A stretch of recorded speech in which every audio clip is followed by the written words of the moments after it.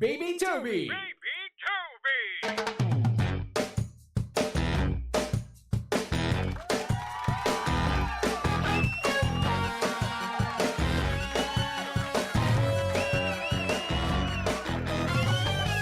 106.7 Energy FM. Panggawag mo sabihing radyo, sabihin mo Energy!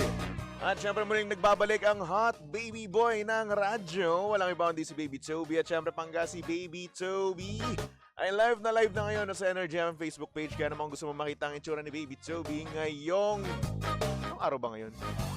Wednesday nga pala. Ngayong Wednesday afternoon, ayan, pumunta na kayo sa aming Facebook page. Hanapin niyo lang, Energy FM 106.7.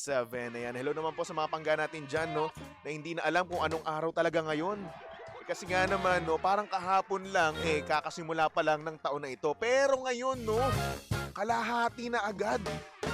Kung iisipin nyo, no, bukas din, ay January 15 na. Ibig sabihin, para sa mga pangga natin dyan, unang sahod. At ibig sabihin din nito, kalahati kagad ito ng first month ng 2026.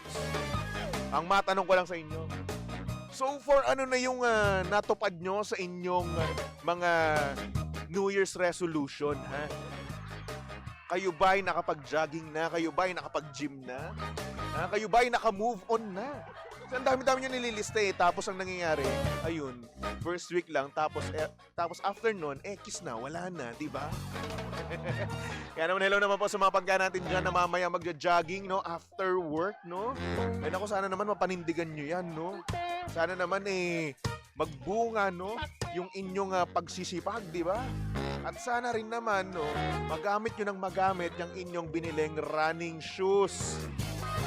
Yung iba kasi, di ba, kasi sabi nila, no, bago daw magbagong taon, magja-jogging na ako, bibili na ako ng running shoes para mapanindigan ko na. Tapos ayun, moments later, wala na. O, sabi nila, ay hindi, masarap naman, nagawa ko naman kahit 3 linggo lang. O, pwede na yun. At least nagawa mo, no? At least masasabi mo, no, na napudpud mo yung sapatos mo kahit saglit lang. Di ba? Return of investment, kumbaga. Hello naman po sa mga pangga natin dyan, no, na talagang sumuko na rin sa kanilang mga New Year's resolution. Kasi nga naman, unang-una doon, no, sa kanilang New Year's resolution, ay hindi na raw sila magmumura. Diyos ko, dahil totoo ba yun? Naniniwala ba kayo sa mga tropa nyo na kapag sinabi nila na hindi na magmumura next year, ay nako, totohan kaya nila yon? I doubt it. Yung mga yan, no, kada sentence nilang may mga mura. Yan yung mga hindi makapagsalita ng walang mura, Grabe naman kayo. Bakit nyo nagagawa yun? Like how? Kaya hello naman po sa mga pangga natin dyan, no, na kada sentence, kada salita ay may mura. Ay nako. Tapos minsan ang nangyayari pa, no, ultimo pati sa boss nila, nasasabi nila yun. Yun yung matindi doon, no, nakakalimutan nila at akala nila yung kausap nila ay tropa-tropa lang. Patay ka diha. Yan yung yan yung hindi natin maiiwasan, no. Kapag na sobrang kampante mo, komportable, no, sa office, no, sa boss mo, ang mangyayari kahit nasa opisina kayo, mamumura at mamumura mo. Magbago ka naman. Huwag ganon. Ilugar natin, ha? Kapag nasa office, boss ka, boss siya, empleyado ka. Ganon. Pag nasa labas, saka mo nalang murahin. Ay nako. Anyway, hello naman po sa mga pangga natin dyan nagtatrabaho, no? Hello naman po sa mga pangga natin dyan na bumabiyahe, kumakain, nagmimerienda, di ba? And at the same time, no, hello din naman sa mga pangga natin dyan na nagpapamedical, na kung saan na kailangang injectionan. Apakasakit. Injection na naman ako. Last month kasi mga panggano, sa mga sa mga pangga natin dyan na hindi nakakaalam. Nag-donate ako ng dugo last month, no, last December.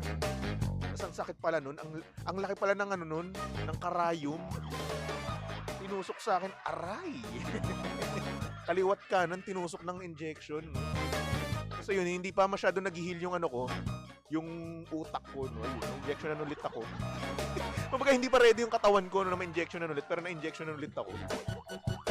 Ganyan talaga buhay, no? Minsan kahit na hindi tayo ready, no, kailangan talaga natin i-face yung reality, di ba? Pero ayun, gentle naman yung kumuha sa akin ng dugo, no? Hello po sa inyo, no? Kung nakikinig man po kayo, maraming salamat po dahil naging gentle ka at pinaliwanag mo sa akin kung bakit gano'n yung mga dugo-dugo. Kasi ang cool pala no, ng mga dugo, no? Nagbumababa pala sila, oo, nagpapalit sila ng kulay. Basta, ang dami niyang scientific term na sinabi sa akin, nakalimutan ko lang. Alam niyo na, di ba? Kapag nga ganung oras, bobo pa ako. Hindi ko talaga hindi ko talaga matatandaan, di ba? Ang mga plasma. Tapos yung isa, nakalimutan ko na. Basta yun na yun, alam niyo na yun. Yung ako medtech student, no? Dandalero lang ako. Anyway, good afternoon po sa mga pangga natin dyan. Hello kay Alfred. Sabi niya, shoutout po. SG Managite. Ang First Gate Security Agency. Hello po sa inyo. Tama man po yung pagkaka-pronounce ko, pagkakasabi. Hello po sa First Gate Security kay SG Manangguite. Tama ba ako? Basta yun na yun. Michael Buendia. Sabi niya, pabati naman po Stephen, Miss Alvi Colaralde at kay Mikey ng Bank of Commerce. Hello naman po sa inyong lahat dyan. Sana naman po kayo ay payapat. Sana rin naman po kung kayo ay nagtatrabaho sa bangko, wag po kayong dumekwat ng 1,000. Kung kayo ay dadekwat, no, bigyan nyo ako kahit 500 lang. Hindi ko naman kayo sasabihin sa Hindi ko naman kayo sasabihin sa mga sa opisyal nyo, di ba? Sa police, di ba? Mabait ako. Basta 1 million. Charot, oy, wag yun ha. Masama yun, okay? Hello naman po kay Fema Pascual. Sabi niya, happy midweek DJ Toby. Oo nga pala, midweek nga pala ngayon, no? Karamihan sa mga pangga natin ngayon nagsisipag talaga eh. Ito kasi yung araw kasi na iniisip nila, no, na dapat nga naman magtrabaho ng sobra-sobra. Parang nga naman pagdating ng Thursday and Friday, hayahay ka na lang, di ba? Yan yung mentality nila. Kaya naman, hello naman po sa mga pangga natin dyan na sobrang sipag ngayong araw na ito. Dahil dyan, meron kay shotgun. And hello din naman po kay Rose Balita. Sabi niya po, shoutout po kay Sofia Balita, anak ko. Avid fan nyo. Oh, salamat naman po. Hello naman po sa inyo. Kay Sofia, na napakaganda ng pangalan. Shoutout din daw kay Cassandra Sanon. Hello naman po Cassandra Sanon. Sana naman napakabuti mo ngayong araw na ito. At sana hindi ka napagod, no? Hindi ka na stress, di ba? Lalong-lalo kung may jowa ka, di ba? Sana hindi ka niya binubuisit, di ba? Sana hindi ka niya sinusungitan. Or baka naman ikaw yung nagsusungit, di ba? Ikaw yung namubuisit yun. Dapat hindi. Or paminsan-minsan, pwede rin naman awayin mo, di ba?